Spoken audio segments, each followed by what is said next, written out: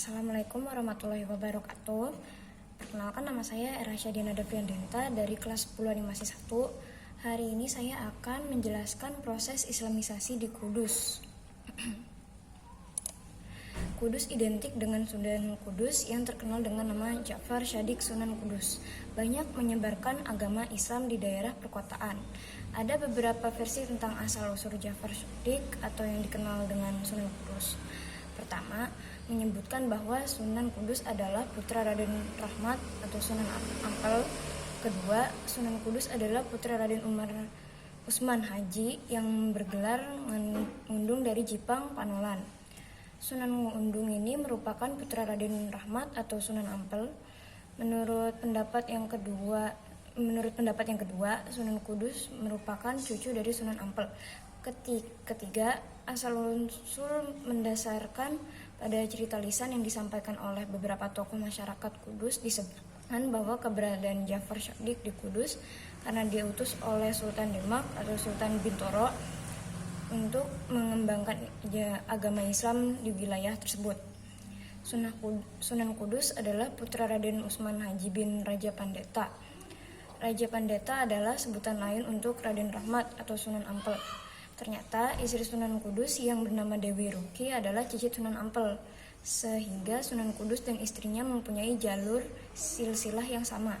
Selain nama di atas, Sunan Kudus juga mendapat sebutan Amir Haji. Sebutan ini diperoleh setelah Sunan Kudus menunaikan ibadah haji. Saat itu dia diminta menjadi pemimpin rombongan jemaah haji ke Mekah sehingga mendapat gelar Raden Amir Haji. Perjalanan haji Sunan Kudus bersama rombongan selain mengunjungi Mekah dan Madinah juga ke Masjidil Aqsa di Yerusalem, Palestina. Sunan Kudus merupakan salah satu imam masjid kerajaan Demak. Pada saat itu Masjid Demak pernah memiliki 5 orang imam. 2 diantaranya Penghulu Rahmatullah dari Undung dan Sunan Kudus. Penghulu Rahmatullah ini dikenal dengan sebutan Sunan Undung. Dia merupakan ayah dari Sunan Kudus. Dalam Rikayah Hasanuddin disebutkan bahwa antara ayah dan anak ini dikenal sebagai ahli agama dan penyebar Islam yang gigih. Keduanya pernah terlibat dalam perjuangan meruntuhkan kerajaan Majapahit. Penghulu Rahmatullah ditetapkan sebagai imam keempat Masjid Demak pada masa Sultan Trenggana. Adapun Sunan Kudus adalah imam kelima Masjid Demak pada akhir masa Sultan Trenggana dan pada awal masa Sunan Prawarta. Berdasarkan informasi di atas, Kudus dapat dipersepsikan dalam 2 pandangan. Pertama, Kudus sebagai sebuah komunitas yang lekat dengan basis sosial santri muslim. Persepsi tersebut tidak lepas dari realitas keberadaan Sunan Kudus sebagai salah satu penyebar Islam di pesisir utara Pulau Jawa. Artefak-artefak budaya yang diwariskan Sunan Kudus berupa komunitas santri muslim yang menjadi salah satu identitas kultural masyarakat Kudus. Kedua, Kudus dipersepsikan sebagai sebuah kota di Jawa Tengah yang memiliki ciri sosioekonomi yang khas. Rokok, jenang, soto, batik, bordir, dan beberapa produk lain dengan mudah membawa imajinasi seorang terhadap Kudus. Kegiatan perdagangan dan industri berbasis rumah tangga skala kecil, menengah, dan industri modern berskala besar adalah pemandangan sehari-hari bagi masyarakat Kudus. 2 ciri khas Kudus yaitu tradisi santri muslim yang taat, tradisi ekonomi perdagangan serta industri tidak bisa lepas begitu saja dengan nama Sunan Kudus. Sebagian besar masyarakat Kudus sangat meyakini 2 ciri tradisi itu senantiasa melekat pada diri Sunan Kudus. Sunan Kudus adalah seorang penyebar Islam yang faqih, sekaligus seorang pedagang yang ulet. Artinya, masyarakat memiliki akar tradisinya sendiri yang telah dibangun oleh para leluhur. Dan ini menjadi semacam identitas kultural yang melekat, asli dan bukan tiruan. Dalam penyebaran agama Islam di Kudus, Sunan Kudus terkenal sangat arif dan bijaksana. Nilai-nilai warisan budaya selama tradisi yang telah berakar dalam hati masyarakat tetap dihargai dan dihormati, sepanjang tidak bertentangan dengan nilai dan cita-cita agama Islam. Justru nilai lama diperkaya dengan nilai-nilai budaya Islam. Model penyebaran Model penyebaran Islam dari Sunan Kudus merupakan suatu sinesta dan perpaduan yang harmonis. Dengan strategi dan kebijakan ini, pendapat penyebaran Islam di Kudus yang dilaksanakan oleh Sunan Kudus berjalan dengan baik. Sikap arif yang selalu melihat situasi dan kondisi dalam menyebarkan Islam di tengah-tengah masyarakat yang sebelumnya telah memiliki ajaran pra-Islam Hindu membuahkan hasil yang optimal. Masyarakat Kudus banyak menaruh respek dan simpati padanya sehingga mereka senang hati dalam memeluk agama yang baru. Salah satu dari peninggalan budaya adalah Menara Kudus. Menara ini adalah simbol eksistensi Islam pada masa Sunan Kudus.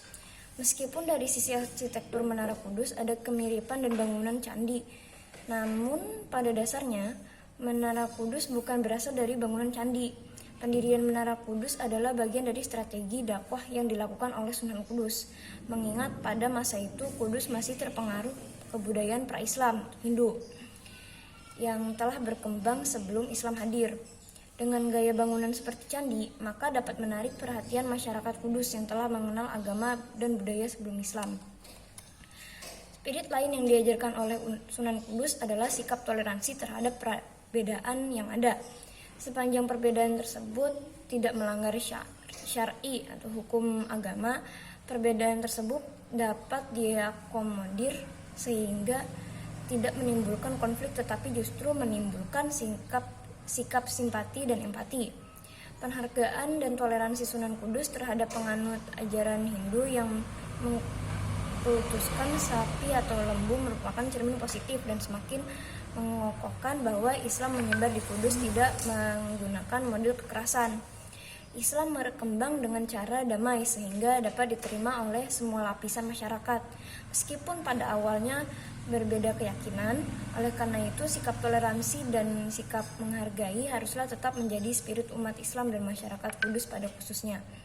Keteladanan lain dari Sunan Kudus adalah jiwa entrepreneurship atau wirausaha yang hingga saat ini menjadi ikon Kudus. Nilai-nilai kewirausahaan dari Sunan Kudus masih mewarnai jiwa masyarakat Kudus saat ini.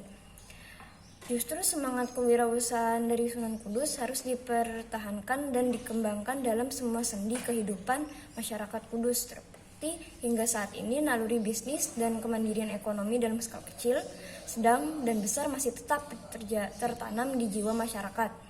Tradisi ekonomi masih sangat kuat dan mengakar, sehingga memberi manfaat ekonomi bagi masyarakat lokal.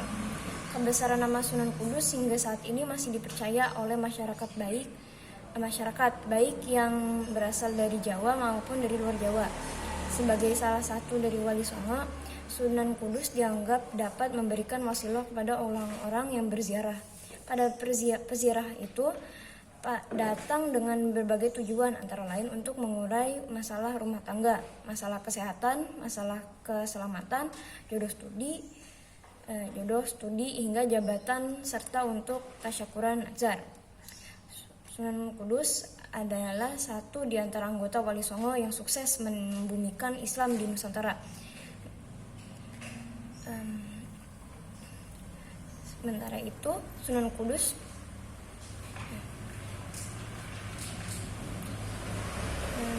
mempunyai istri yang merupakan adik dari Maulana Maghdum Ibrahim atau Sunan Bonang yang sama-sama berguru kepada Sunan Ampel. Di masa pengembangan mencari ilmu, Sunan Kudus juga berguru kepada Kiai Telingsing, seorang ulama yang berasal dari daratan Cina.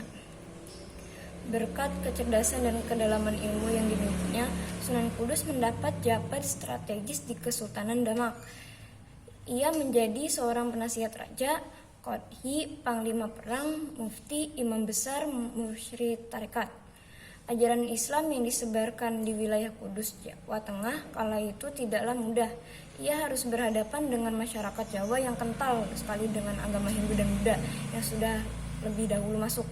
Sunan Kudus memutar otak untuk menemukan cara memperkenalkan Islam kepada masyarakat saat itu. Kuncinya dakwah yang dilakukan harus dengan metode yang baik, halus, tidak memaksa, sehingga banyak masyarakat yang berhasil memeluk Islam. Melihat kondisi sosial masyarakat Kudus yang saat itu masih kuat dengan ajaran Hindu dan Buddha, Sunan Kudus mulai mencoba menarik perhatian masyarakat. Salah satu usaha yang dilakukan adalah dengan membangun sebuah masjid yang memiliki arsitektur mirip dengan agama Hindu. Hasilnya, saat itu banyak masyarakat yang mulai penasaran dengan ajaran Sunan Kudus dan perlahan mulai terpengaruh dengan Islam. Tidak hanya itu, dalam masjid yang diberi nama Masjid Al-Aqsa tersebut dibuatkan 8 titik pancuran untuk berwudu. Uniknya, pancuran tersebut dilengkapi arca kebo gumarang yang sangat diunjungi tinggi masyarakat. Ketika mengajarkan kurban di masyarakat saat itu melarang pengikutnya menyembelih sapi. Hal itu karena sapi adalah binatang yang dianggap sakral oleh masyarakat Hindu. Akhirnya ajaran tersebut masih dilestarikan sampai saat ini di Kudus. Sementara dalam menyikapi ritual-ritual agama Hindu, Sunan Kudus memasukkan nilai-nilai Islam. Saat ritual mitoni atau syukuran 7 bulan memperingati seorang ibu yang tengah hamil, misalnya, ditekankan agar rasa syukur hanya ditunjukkan kepada Allah, bukan kepada dewa-dewa. Kemudian, hewan ternak yang dikurbankan, yang semula ditunjukkan sebagai sesajen, kemudian diubah menjadi sebuah hidangan syukuran dan dibagikan kepada masyarakat dengan niat sedekah. Metode dakwah dalam lemah lembut yang dilakukan Sunan Kudus terbukti sukses mengambil hati masyarakat Jawa. Kala itu, Sunan Kudus mengajarkan kepada kita arti pentingnya toleransi dalam kehidupan bermasyarakat. Salah satu ajaran yang diwariskan Sunan Kudus adalah Gus Jigang, yang berarti bagus, ngaji dan dagang. Ajaran ini mengajarkan kepada masyarakat bahwa dalam hidup harus seimbang antara tata krama, tingkah laku, bekerja, dan beribadah. Itulah sedikit tentang Sunan Kudus, seorang ulama yang mampu mengajarkan agama Islam dengan baik meski masyarakat yang dihadapinya kuat dengan agama Hindu. Sekian dari saya. Assalamualaikum warahmatullahi wabarakatuh.